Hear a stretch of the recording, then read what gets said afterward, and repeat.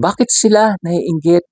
Dahil yung ginagawa mong kabutihan ay di nila magawa. Kaya ang inisyal na reaksyon nila ay magduda, kumontras, malungat at punayin ka at iisipin pang meron kang hidden agenda. Maski sa Bible, Matthew 20, yung talinghaga tungkol sa mga manggagawa sa ubasan, may isang tao na lumabas ng maaga para kumuha ng mga trabador. May maagang nagsimula at dahil sa dami ng trabaho, kumuha pa siya ng mga workers kahit alas 9 na.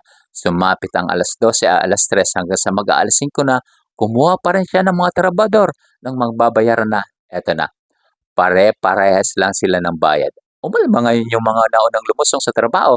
Kinestyon kung bakit pareho lang sila ng sahod ng mga nahuling nagtrabaho. Ngunit ito ang sagot ng may-ari ng ubasan. Kaibigan, di kita dinadaya, hindi ba't pumayag ka sa isang salaping pilak? Kunin mo ang para sa'yo at umalis ka na. Ano sa'yo kung ibig kong bayaran ang nahuli ng tulad ng ibinayad ko sa'yo, wala ba akong karapatang gawin sa ari-arian ko ang aking maibigan?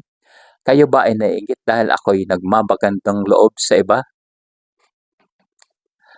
'Di ba napaka-normal na nangyayari niyan ngayon? Kinaiinggitan yung mga gumagawa ng mabuti at pati yung nakatanggap ng kabutihan ay kinaiinggitan din. Sa totoo lang, yan ay paglalarawan ng kaharian ng langit. Ang nahuli ay nauuna at ang nauna ay mahuli. Yan ang sinabi ni Jesus Christ